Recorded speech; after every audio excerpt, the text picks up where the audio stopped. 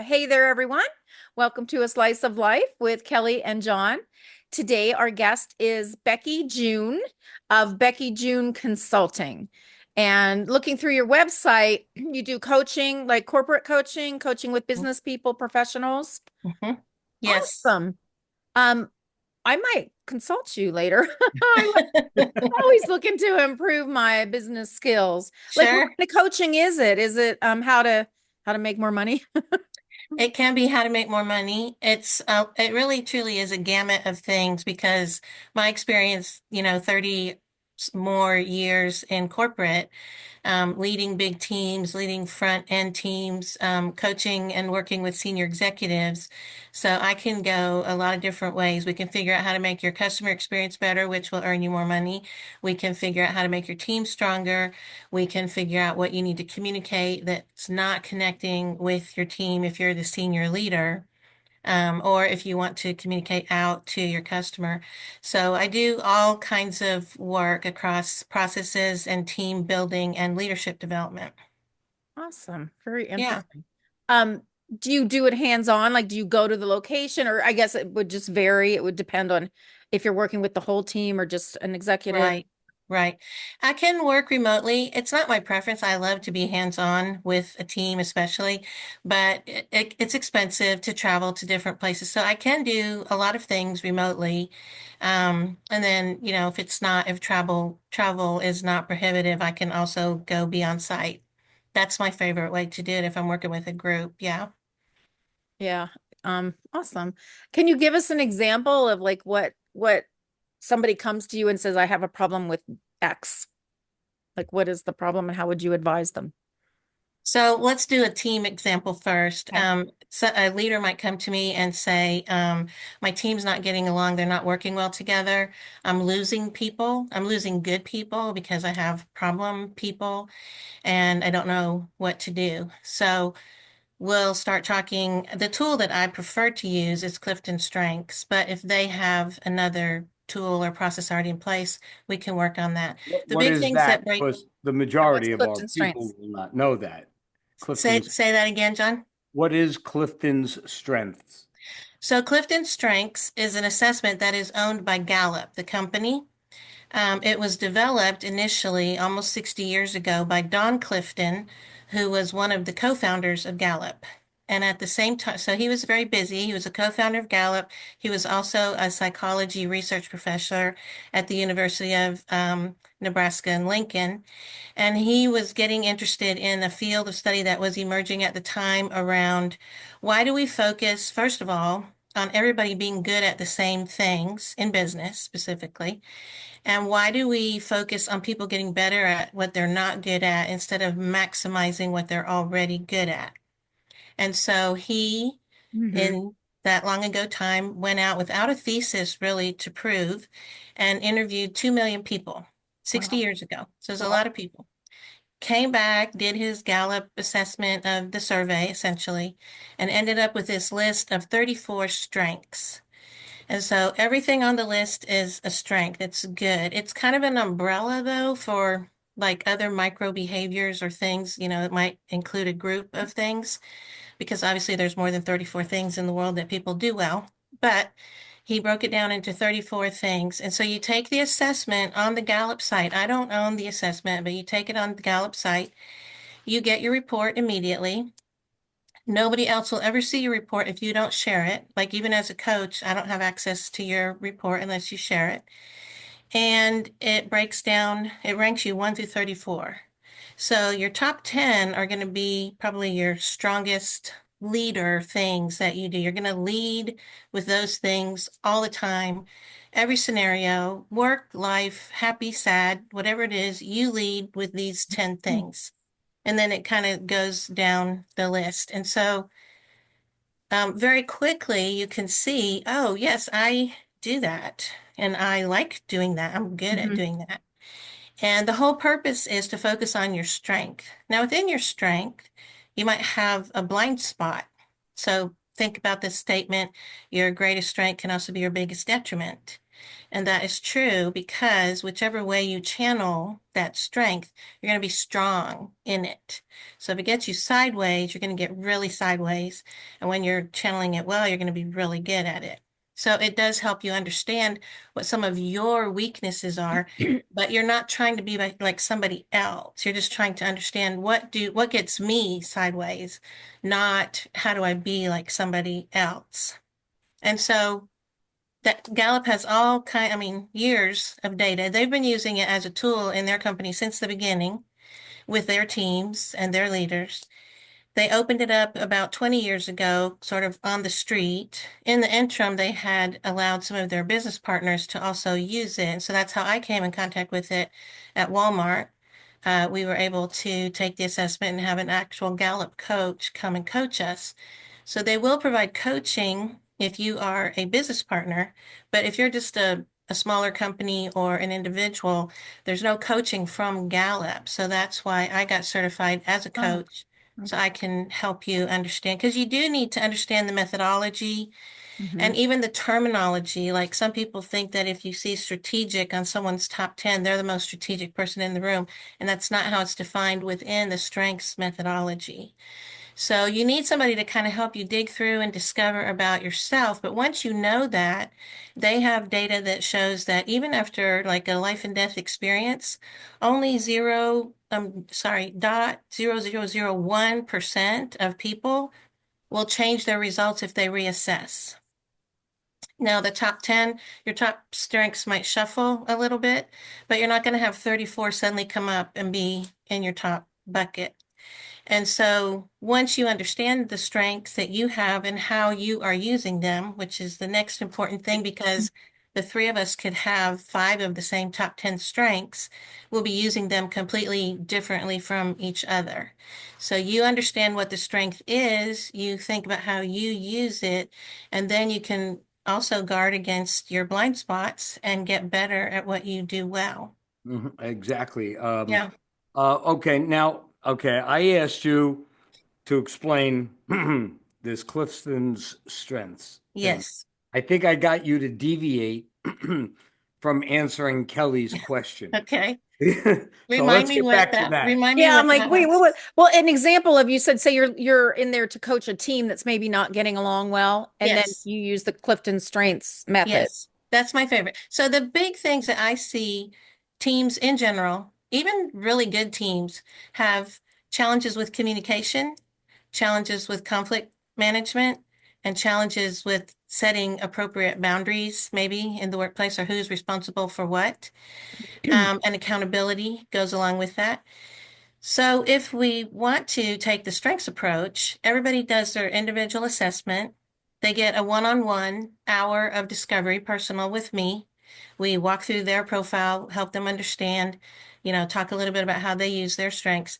While they're doing that, though, they're also identifying, oh, well, my partner on my team has that strength in their top 10. And so maybe that's why we clash. Maybe that's why we don't get along. And it really is amazing to see how quickly people having access to their own strengths will help them open up and remember that that's not a problem for someone else. That's just something they do differently, and they do it strongly because it's in their strengths. And so Mhm. now how can we come together and work together? And the other thing I love about it is the language. So, for example, if you have someone who's very deliberative, again, it doesn't necessarily mean straight up they take a long time making decisions, but it does mean that they're constantly scanning for the risk. But if you don't know that and you take them a really good idea that I just had this great idea and you have positivity and you have, flexibility and you have all these, and look at my great idea. And they go, well, I mean, it's a good idea, but it could break down in three different ways. And then you just feel like they told you your idea was terrible, when really what they're trying to share with you is you got to also plan for the risk. So if you understand that about them, then you go to them when you need to know the risk. And you don't go to them when you want the cheerleader. You go to the guy that has positivity when you just want the cheerleader. Yeah. And then the deliberative person doesn't feel like you're mad at them because all they did was try to be helpful and show you that they're not trying to resist. They're literally trying to help you think about how to make it better. It almost sounds like that could be good in any relationship. I know Oh, for I have a sure. friend who's a psychotherapist. I used to be a life coach, so I studied NLP and all that. Hmm. And other friends that are, we're all very self-aware. We were actors and took acting classes, which is all about just listening and responding, Right, right. being self-aware. And I think it's made all of our relationships, like my one friend, she's like, I don't always want to hear the truth because sometimes it's just bad news or it's too harsh or whatever. She's like, Hmm. but Hmm. if I want it, I come to you because, That's right. I'm Yeah, not going to lie to her to make her feel better. I don't want her to absolutely. be embarrassed to the world. So I'm going to tell Yeah, her, well, this is yeah, what I think. Um, yeah. and so, yeah, it's good for us to know our strengths and Hmm. know who your friends are. My friends are all different. So I know Absolutely. for what. Absolutely. Um, Yeah. and I think, Well, and I've worked with a lot of partners, for example, who their biggest challenge is communication. And so we might look at their profiles, and sometimes it's as simple as she has communication high and he has intellection high. Now, intellection doesn't necessarily mean you're the smartest one in the room. It can include that. But at the root of it, it means you like to process what's happening by thinking about it. Communication also doesn't mean you're the best communicator, can be, but at root, it means you like to process things by talking about it. So when she's ready to tell him, "La, la, la, la, la, la, la," and he's saying, "Not yet, I can't, I am not ready." And she says, "Why don't you talk to me?" And he said, "I'm not ready." Well, when they understand that he needs time, he can let her talk to him and she can wait for him to be ready to talk to her, or vice versa, whoever they are. yeah, Doesn't have to be male, female, but it definitely does help when you understand that he's not just being resistant, like he really is trying to process. He just wants a little time to do yeah, it. that sounds like Yeah. a lot of marriages where, yeah, because yeah, you want to think it through and you're more methodical in how you do Hmm. things and you're not as Yeah. impulsive or whatever. Yeah. Um, yeah, I like to see things clearly. I like direct communication. I want clear, direct communication. And a lot of people don't work that way because they think they're going to hurt your feelings. So they Right. dance around and I'm like, I'm not going to get it because if you're Right. not direct with me, I am literal. I want to hear what you have to say. And I feel like Hmm. they just don't want it, they don't want to come out and say Yeah. it the way it should. That's going to be more helpful. Right. And then of course it's up to us to learn to, be receptive when we're For being sure. Oh, given absolutely. Yeah. Yeah. advice or something, even if it's something small, like some Right. things, sometimes people, it's really small and I'm like, you think that would hurt my feelings? Right. Please. Yeah, it's Uh, not even on the radar.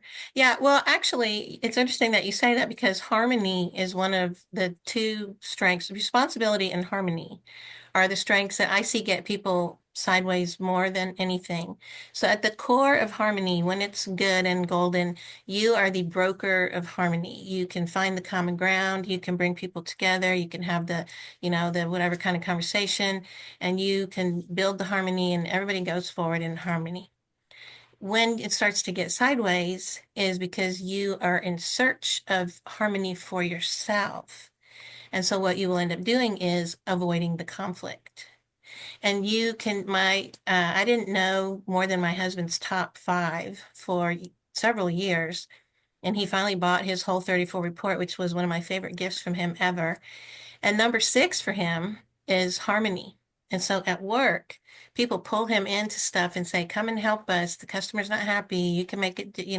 So off he goes, and everybody is happy at the end. But then at home, not my home, but family home, extended family home, he is much less likely to even hear what is happening around him because he is so far removed into his place of harmony. And it's just the family culture and how he grew up in that culture. So, but it took me so long to understand that. I would be like, why does he not get this?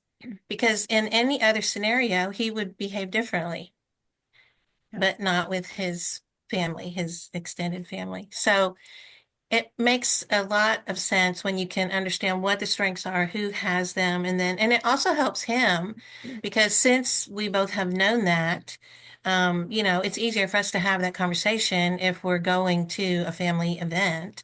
I'll just remind him that I would appreciate having his harmony come along with us on our side today. But I can say it without being ugly because we Yep. both know it's a Yep. thing. Yeah, self-awareness, I think, is so important in Hmm. relationships.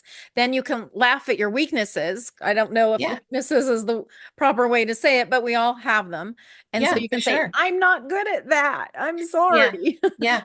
And Well, and the other thing that people do is they want to take their assessment again so that they can move something from a weakness up to a strength.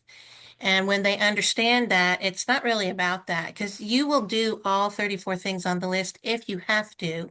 When you have to, you will do it, but you will do it leading with your own strength. So, for example, my number 34 is harmony. I'm the third of four children. I don't really consider harmony to be a sustainable state. But in my family, realistic. yeah, but in my family, a lot of times I'm pulled into broker the harmony. And so I don't use harmony to do it. I use my strategic and my input and my connectedness and my developer and sometimes my responsibility and do it. That's how I broker harmony. And it's not about making harmony for me, it's just about making harmony. So because harmony is low, I don't get sideways. If you say, can you go fix that conflict? Yes, I will. But uh, I don't do it with harmony. That's interesting. I think I took that test. Now, I was working in the corporate world, and I took Hmm. some kind of test, Hmm. and from the results, my personality was in the top 10% of salespeople, like So good at that sales. Is that strengths would not tell you that okay? necessarily.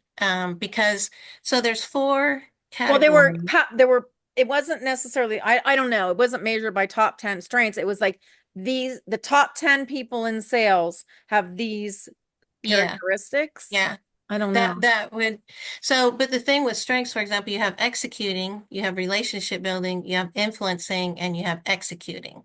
Mhm. Did I say that right? Strategic, relationship, uh, executing, and influencing. Okay.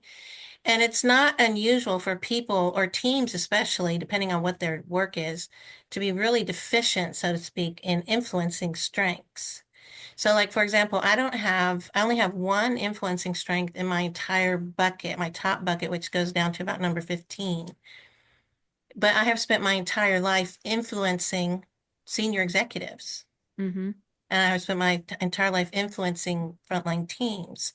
And so I'm influencing, but I'm not doing it with influencing strengths. The foundation for my influence is responsibility.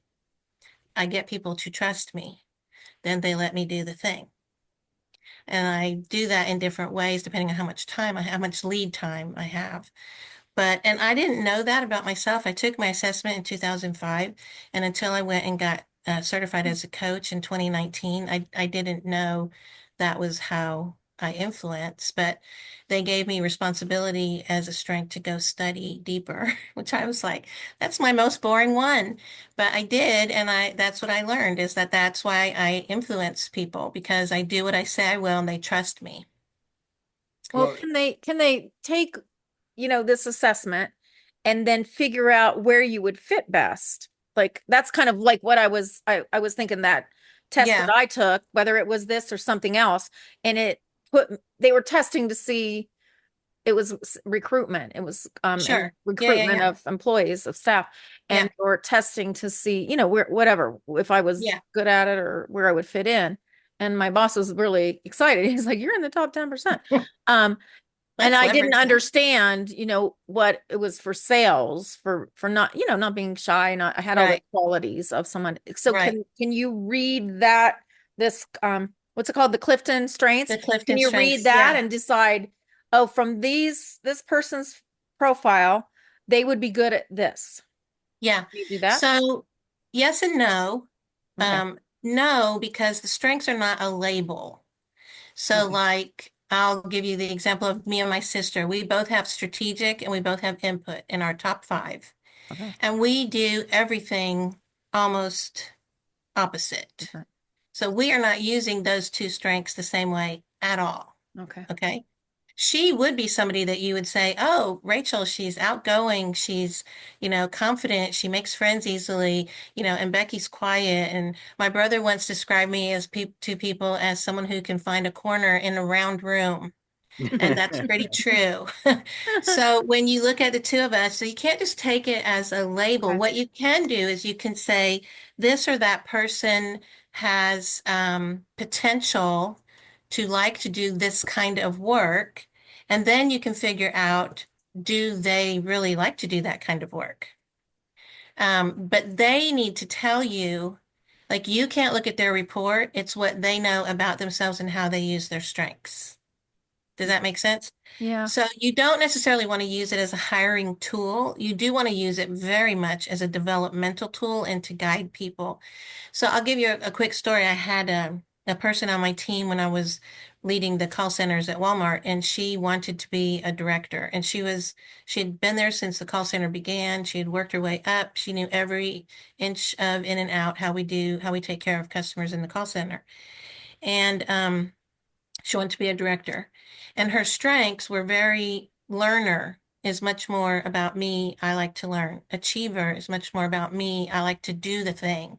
There's a ranger and activator who can get things done, but achiever really, I want to cross it off my list. She had, I can't remember all the other, but her top five were very much more focused on things I personally like and need to do and kind of on the back side of things. So when it came time to post for the director, I called her in and I said, let's look at the job description and let's look at your strengths. Because when you step into this director role, which I really truly do believe, and I tell people this all the time, you can do whatever job you want to do if you decide to do it. We do what we decide to do.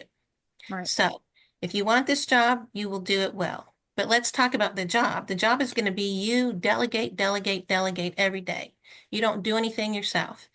You know how we take the new system and you like to dig in and learn it all and then teach it to, you won't do any of that. You'll from a very high level say, we need the new system or we don't.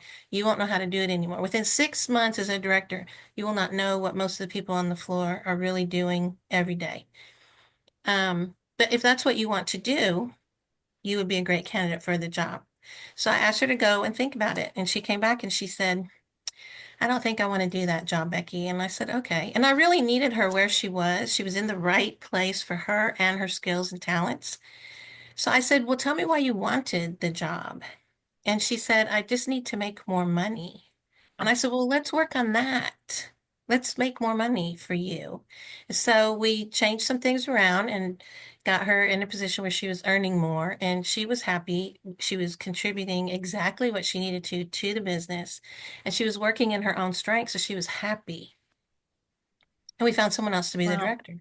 One Yeah. one of the things that I saw in your bio, Yeah. you used a term that I've heard for a while, but I don't think the average person has a concept of it. You deal with executives, but the C-suite, the letter C, Mm-hmm. C-suite executive. Mm-hmm. Not a Mm-hmm. lot of people know what that means. Okay. That the suite, not sweet like the sweet It food, tastes sweet. SUITE, Yeah. sweet office Well, it suite. stands for Uh, chief. They're all the the people chiefs. that start with C's, That's right. CEO, CFO, COO. the Mm-hmm. COO, that's right, Chief CMO. Operating. Mm-hmm. Yep. Yeah, Yeah. there's an alphabet soup of C's out there. Right. Yeah. Right. Uh, And yeah, and I did spend a lot of time in my career at Walmart and Sam's Club working with the senior leaders in the organizations across Sam's US and Sam's International, Walmart US and Walmart International. And I mean, I feel so fortunate to have had that opportunity because I wouldn't be doing those things today if I worked in the same roles today that I had then inside the company because the company's just changed a lot. You know, when I started with Walmart, there was nothing international. There were only three Sam's Clubs. We were a very regional, Southwest company. And so I was there through all the growth of international around the countries and, into the mid 2000s. And I got to do a lot of things very much directly with senior leadership. And one of the things I did was I wrote, I coached, I built first and then ran the communications department for Sam's Club. Sam's Club was only 10 years old when I moved to that company. So they'd always kind of been under the Walmart umbrella. So they finally decided we want our own communication team. So I built as not a VP or an EVP, but as an entry level almost manager by myself, a team of one to begin. I built out the processes of how we did corporate events, our broadcasts that we did live out to the clubs, and then I wrote speeches for all the senior executive team. And so going into that, nobody said to me, Becky, you're going to be coaching these guys. And none of them said, hey, would you coach me? They did not look at me like that. But they needed help because they weren't professional speakers. They were operators or merchandisers or marketers or whatever. They weren't used to standing up in front of thousands of people and talking about their business, even though that's what they knew and they could have just done that. They all, so I did. I coached them on how to be live on air, how to be up on stage, how to build affinity with an audience, when to, really make your, like, how do you even understand what your audience wants to hear? And then, so I worked directly with everybody up to like the president of all Walmart stores and chairman. I didn't work with them. They like to do their own thing. They didn't have anybody work with them. They would make a few notes on a napkin and then show up. They would come to me at the meeting and they would say, I don't have any slides. Is that okay? And I would say, sure. And so we'd make them look good on stage, but they didn't want help or need help. Today, I think they do have people that coach at all levels within the Walmart organization, but at the time, I didn't. Some of them were brand new to their job when I started working with them. Some of them had been for years, but all of them got How long better. ago was that? How long ago was that?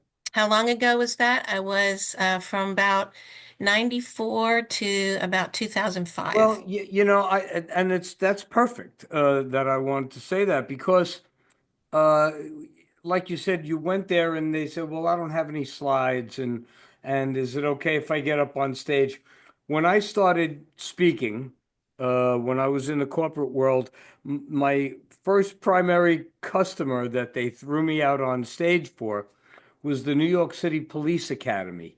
A Mm, bunch of like 3,700 cadets hmm in their early to mid 20s, Wow. and they were all going to be okay. hmm Now, the funny thing is, I had to explain to them life insurance to Wow. young children, to young cadets who really they didn't know, but now they were entering a job that was dangerous. Sure. So it mattered to them.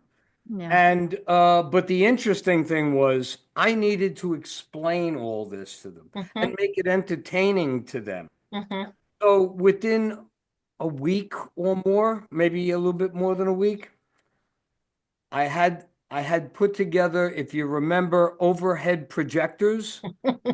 hmm That's how I had to do it. hmm They didn't have Excel or they didn't Right. have PowerPoint Yeah. at that point to put up on a screen. hmm So I had to explain and constantly walk over to this unit, take the sheets off, put another sheet on, point up to the screen. hmm But Yeah. you do what you got to do in order to get your point across, and you use like we were talking about back then, you use the technology that's available to you hmm Yeah. at that time. Absolutely. Yeah, for sure. Yeah, I did. I worked with the senior executives like one on one, for well, actually it was probably longer than that. It was no, it was about 20 years total within Walmart that I had some part of work with executives on how they present. And but you have to remember big egos, a lot of experience. Not all of them were a lot older than I was because it was still a company that was promoting really young people into leadership positions. But but some of them were older than I was. I remember one guy we had, he was quite a bit older and he didn't like the technology and it made him nervous that we were doing a dry run for our big corporate event at the beginning of the year and the president kept making changes. And I was marking him I was following, I was tracking with him. But he was just about to have a fit. He didn't know me. I looked a lot younger than I was even at the time. And so he didn't know me. It was my first event. And so he didn't care that I was assuring him we'd be fine.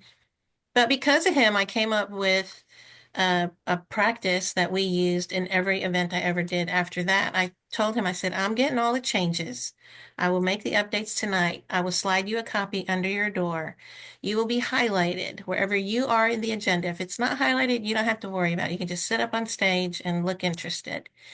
And so we ended up doing that. Everybody would get like their little, and they just started counting on it. They wouldn't have to worry about anything until they got up that morning. They'd get their daily newspaper, see what they were doing, and they were good to go. So, Oh, but what happened was, as a result of that meeting, any other time he was in the room with all these other executives who might not settle down and listen to me, he would gavel and get everybody's attention and say, Becky needs to talk to us. We need to listen to her so she can help us.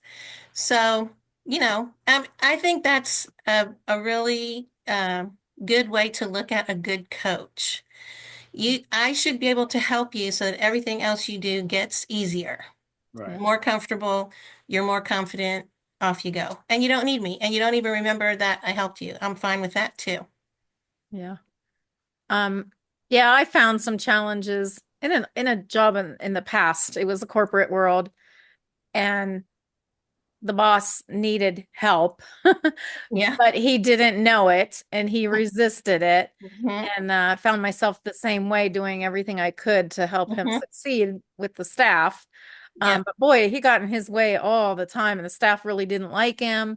Mm. Um, and I tried to act as the buffer, but they still didn't like him. So I Hmm. kind of felt Yep. like I had failed in some ways. Yeah. But yeah, what do you do with that? What do you do with someone who just doesn't, they're older and they're just set in their ways and Sure. just Yeah, not yeah, yeah. gonna change? Yeah. Yeah.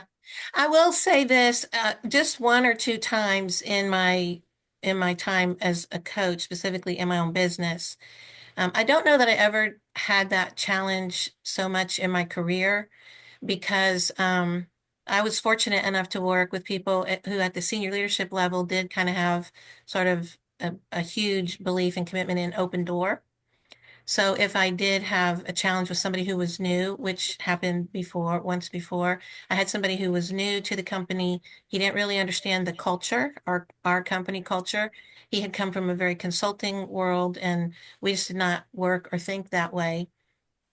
And I tried everything I could to get him to hear what I was saying. And I eventually had to go and have a conversation with the person he reported to, not to throw shade and call him out and everything, but I don't know what else you want me to do. So if you tell me that what he's doing is good and you're happy with Fine. it, I'm good. If you want it to be different, I need you to help me because he's not hearing me. And so he said, no, that's not okay. I do want him to be different. And to the new guy's credit, he called me the very next day when I came to see him. He was completely, 180. Let's talk. What do we need to do? What am I missing? And we made progress. And he became someone in the company who really did embody the culture of the company. Um, and was really respected for that as time went on. But in my coaching, it's kind of the same thing. If they're at the top of the chain and they don't really want to do or get better, I have responsibility, and it's the other one I talked about can get you sideways.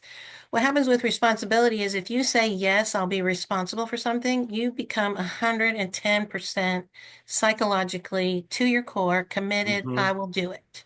Yep. And so if the other person or people are not doing their part, you'll just do their part and your part and their part and your part.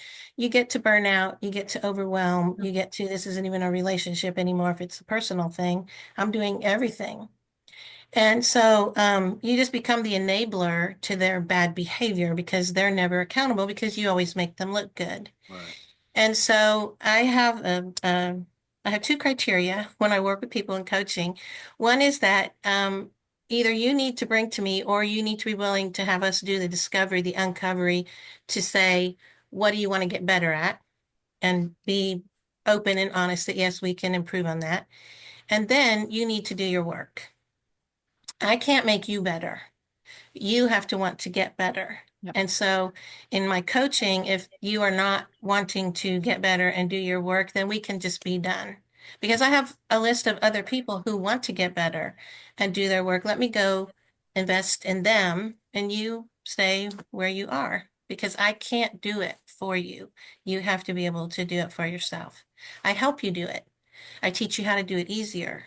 I even teach you what needs to be done if you don't know that, Right. but you still have to do it. It's your stuff.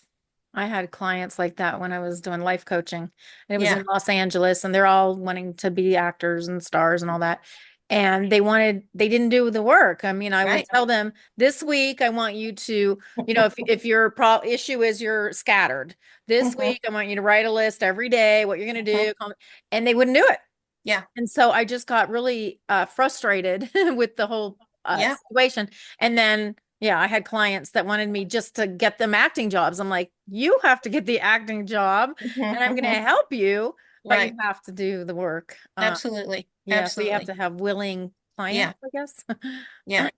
And it's very few times. I'm trying to even think of an example since I've been doing this as a business that I've had that scenario.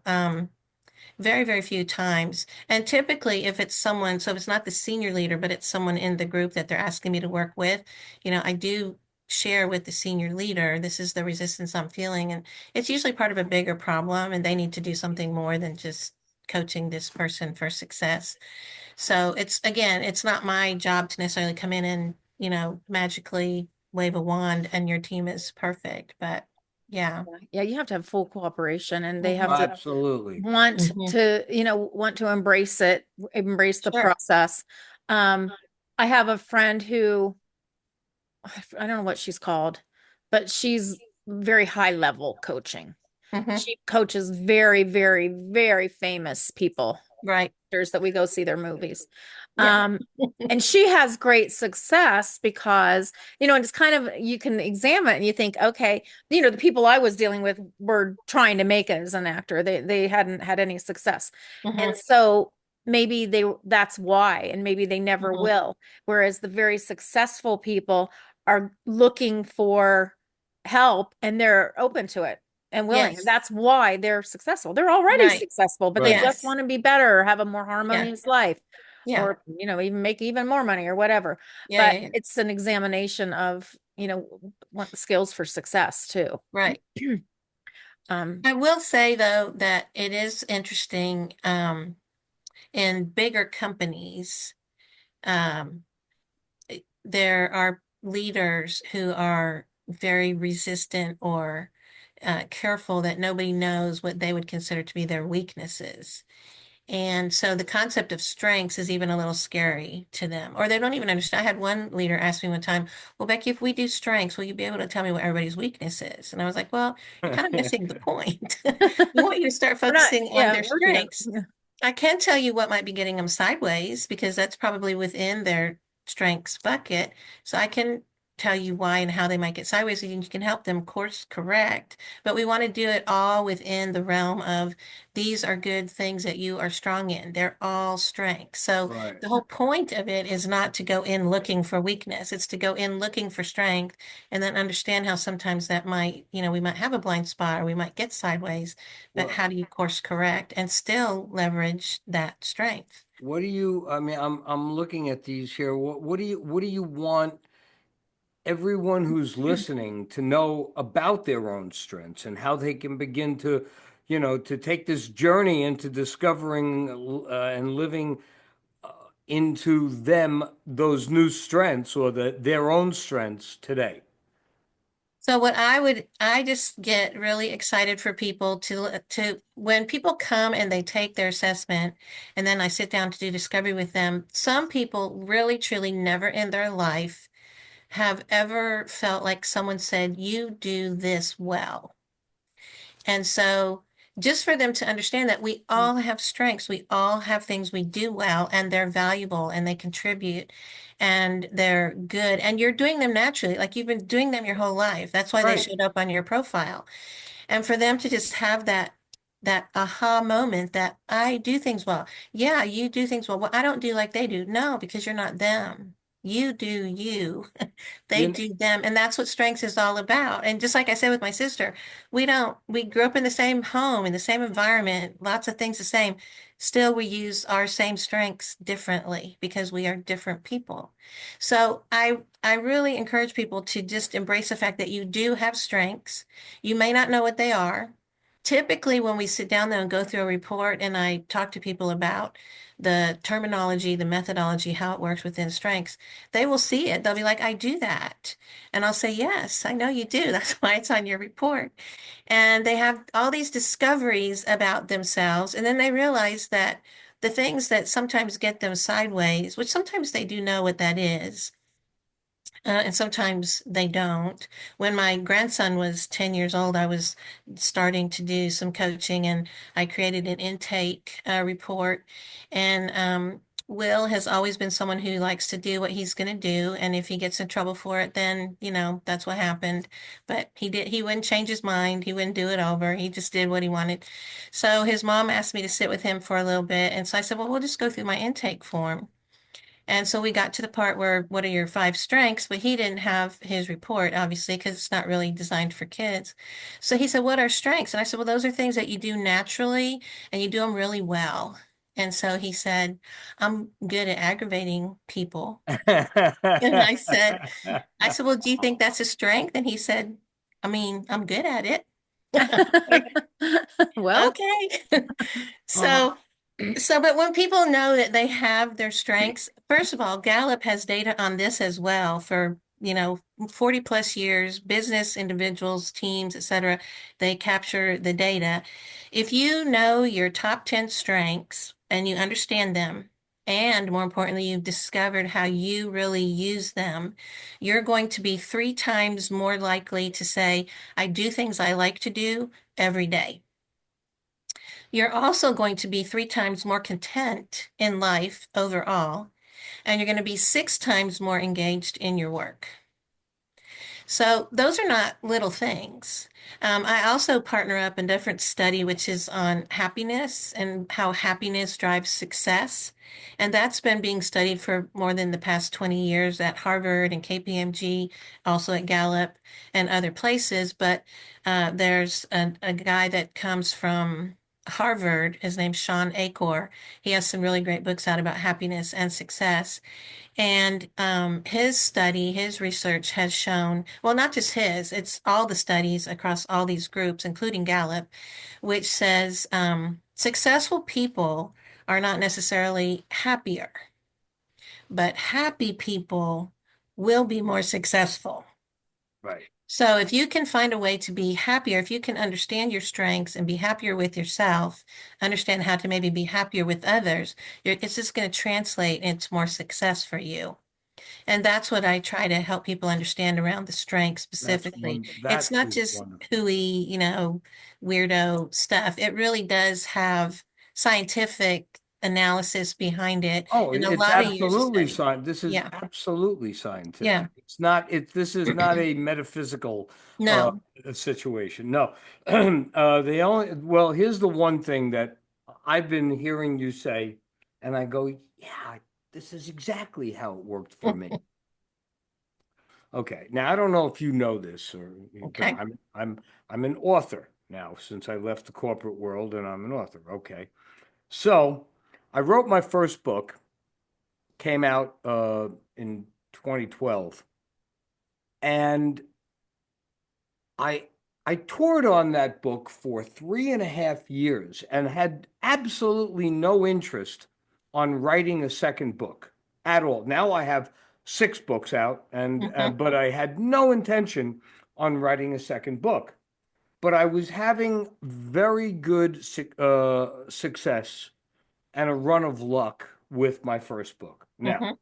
I toured, and when I say I toured, I mean I traveled across the country three Yep. times in that period. Well, And a lot of authors just like me, an independent author, would come up to me and go, "How do you do it? How do you, and in my opinion, I was beating a dead horse. I was doing this tour on this one book for so long. Mm-hmm.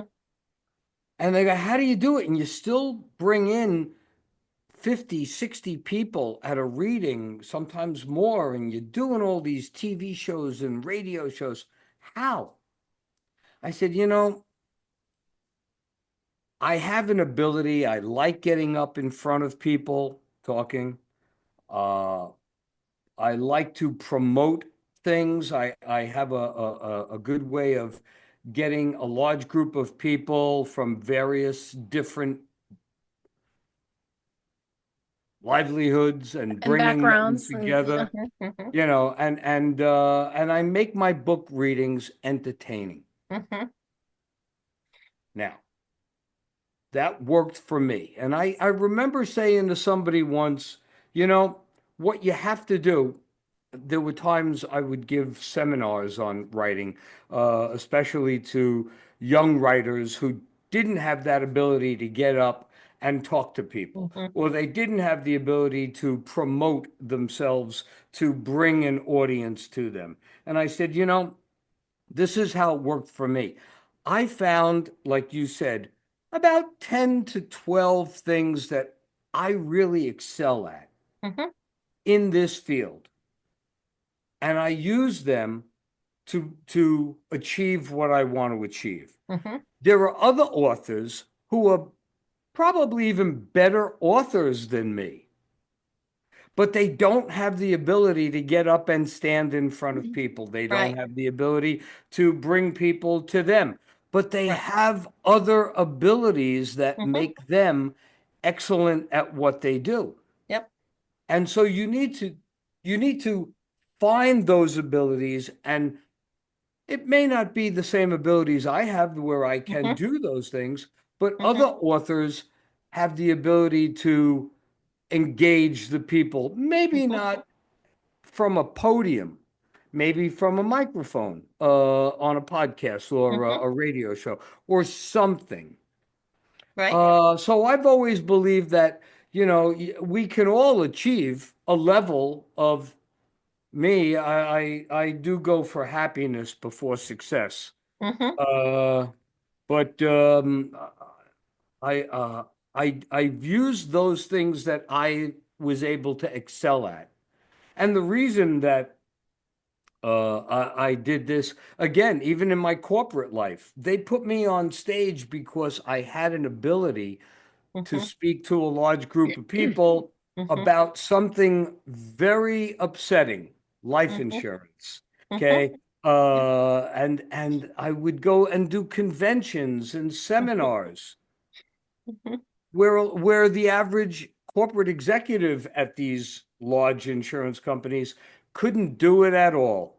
Mhm. They Yeah. could tell you a life insurance policy inside and out, but they couldn't get up on stage to talk about it and make it entertaining so that out of 3,200 cadets, I would get 2,600 of them to Yeah. sign up on the spot. Right. Where a corporate executive would get about maybe 300 Right. to sign up because of their inability to make it To establish presentable. affinity, they didn't know how to Yeah. build affinity. Yeah. Exactly, Right. exactly. Yeah. So I really connected with a lot of what you're saying. So before we wrap up, is there anything that you'd like to put out there to the people and about you? If they want to contact you Yeah. for Absolutely. this. Yeah. Well, I would I definitely know this say, person up in the top left-hand corner of the screen. She'll probably be reaching out really well, that soon. would be Yeah, great. I'm I would very love to. interested in, anytime you can learn something new and empowers you and makes your life better. Yes. Absolutely. So Yes. I'm always loving to. Yes, learn something new. I would love to work with you, Kelly. You can give me a call anytime. And I do offer a free discovery call. It can be 30 minutes or 60 minutes, whatever you'd like, so we can really talk about what do you want to do, how, what is interesting to you. And I offer that to anybody that I work with. On my website, you can book a free discovery call and talk to me about what you want to do individually or with a team. But I would say in corporate, I was at Walmart 28 years in Sam's Club. In corporate, I took every assessment you can take that were available at the time. And they all kind of had similarities. Strengths was the first one that came along where I went, oh, this is really useful information on a daily basis. Not just for me, about me, but also for me with my team, for me with my customers, for me with my leadership. It's helpful all around. And the thing that I like about it is it doesn't shift. Some of them say, well, this is your behavior when you're stressed. No, strengths is just strengths. You will lead with so my number two is input. In any situation, I will ask a question first. That's what I will always do. Give me input. So it doesn't matter if I'm stressed. It doesn't matter if I'm tired. It doesn't matter if I'm happy, sad, whatever. First thing for me is input. So it's the same. You can get used to what your strengths are. You can understand how you use them, how they combine. Again, how do they make you strong? How do they get you sideways? How do you mitigate and how do you leverage those two things? And so the assessment, like I said, belongs to Gallup. If somebody wanted to start, you can go on the Gallup site, then pay your fee and take your assessment. If you work with me, I can save you a little bit of money off of the cost of your initial assessment, and then we can do the discovery. And so for sure, whether I work with people remotely all the time, individuals and teams. You said something that just put a question in my head. That so somebody gets out of college, they want to go on a executive career path. Now they're 22, 23. They take the Clifton's strength. Hmm. Okay. Now you've been in it long enough. Now they're 48 years old and they take it again. It's different, isn't it? It could be a little different. It will depend on how they took it the first time. So that's the other thing I do when I work with people is I help you understand the things to do so that you get the most accurate results. Because what it is, it's a scale. So they're going to say, are you this or this? And you're going to move up the scale towards whichever one is most like you. So some people say, well, I'm both or I'm neither. And so they just middle, middle, middle, middle. You're just not going to get good results. Right. So you have to understand kind of how to take the assessment to get the best results. So what I tell people in that scenario is if neither of these is you, which one would you pick if you had to do one? You have to do one today and just go a little. You don't have to go all the way to the top, but just get on that scale. You're going to get a better result. Got it. People do try to game and take their assessment more than once because they want A this, I different want result. strategic to be in my top. And so they can make that happen, Yeah, but but it's not true then, it's not right? going to really be Yeah. them. It's not gonna Yeah. be Right, helpful. right. Yeah. Well, I always do surveys. They'll say, when you buy something or whatever, do a survey. And a lot of times the question is so vague or open-ended or Hmm. whatever. It asks, Yeah. were you happy with the service? Well, I Right. was happy with this part, but I wasn't happy with this part. So, Right. are the Yeah. questions ever like that, or are they very Right. specific? So what they're going to do is they're going to ask you a series of the same questions in different ways. I mean, it's Gallup, so their whole They know method, what they're their doing. whole thing is very refined. And if you understand that you need to pick a side, get out of the middle, even if you just go, now if you go strong, then that also informs. But even if you just get a little on the scale of whichever side is right, it's going to be better. So John, though, to answer your question, they also recommend that you take the assessment.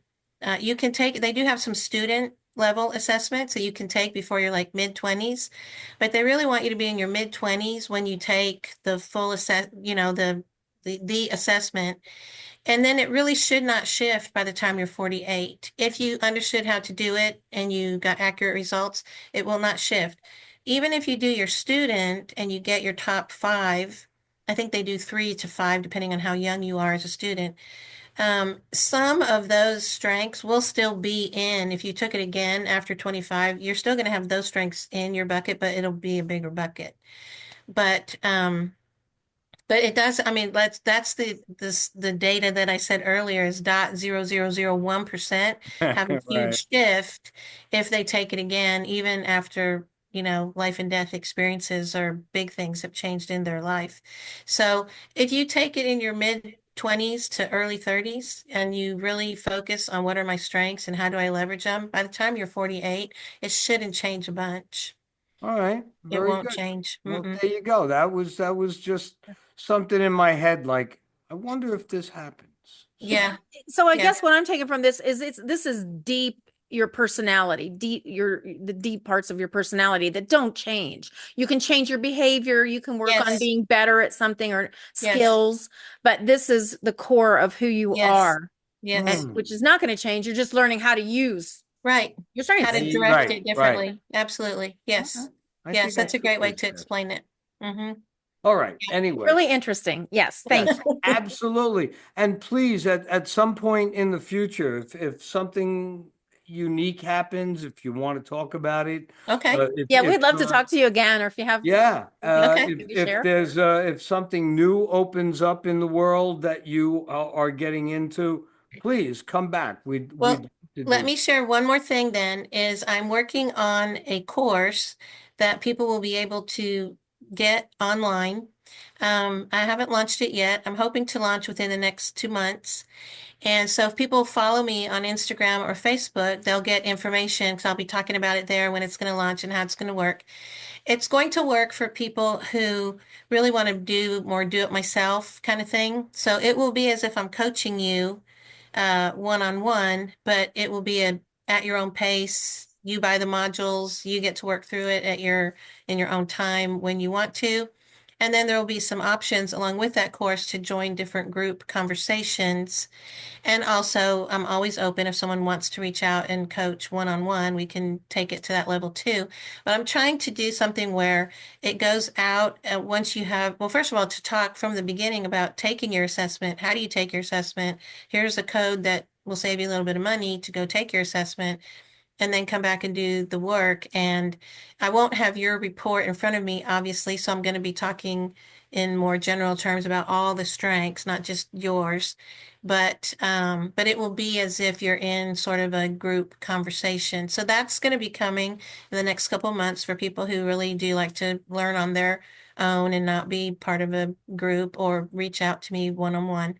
But I'm excited about that because I haven't done anything like that yet.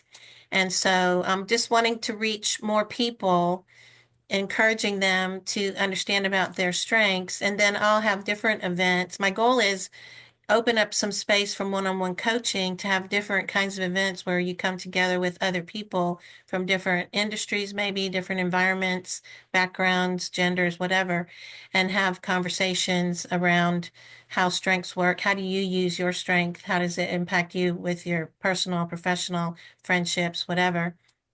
And so that's my goal for the next 2 months. I Okay, love it. well, I love it. Yeah. then touch back with us in like 6 or 7 months, and we Okay. can talk about that and how that's Yeah. Okay. doing. See how it's Perfect. That'd going, be and then we great. can Perfect. share that Yeah. video to remind Yeah, people, let people know how Sure. they can join in and do that. Um, Absolutely. absolutely. I love it. Absolutely. Yeah. Okay, great. Okay. Yeah. Yeah. Well, Well, thanks thank so Okay. you much. for Yeah. having me. Thank This you. was Very fun. interesting. Yeah. And I think our audience will learn from this Well, because good. I'm I don't happy think to. everybody Absolutely. knows about these kinds of, this kind of assessment or whatever. Right. And Not Right. at who all. can't do better to know yourself better? I mean, That's who right. doesn't Absolutely. want to be Absolutely. better? Especially if it's going to make you happier every day, more content in general, and more engaged at work. I mean, Yeah. I and love it. happy people are more successful. So That's right. let's all be That's right. happier. Yeah. Happy Okay. people are happy. Well, Happy is thank you, good. Becky. Thank Yeah. you all. I All right. appreciate the Yeah. time and the opportunity, and I'll be in touch. Our Okay. pleasure. Thank Take you. Okay. care. All Thanks, right. Becky. Bye-bye. All views expressed in this video belong to Kelly Nicholson, John D'Amore, and guests. These discussions do not represent the opinions of any entity whatsoever with which they have been affiliated now or will be in the future. The opinions expressed are solely theirs, and since they are critically thinking human beings, these views are subject to change, subject to revision, and subject to rethinking at any time. These conversations are not meant to be taken as advice and are only for the purpose of entertainment. All statements may be based on hearsay and not necessarily valid proof of any claims in this video. It is not our intention to teach or advise on any topic.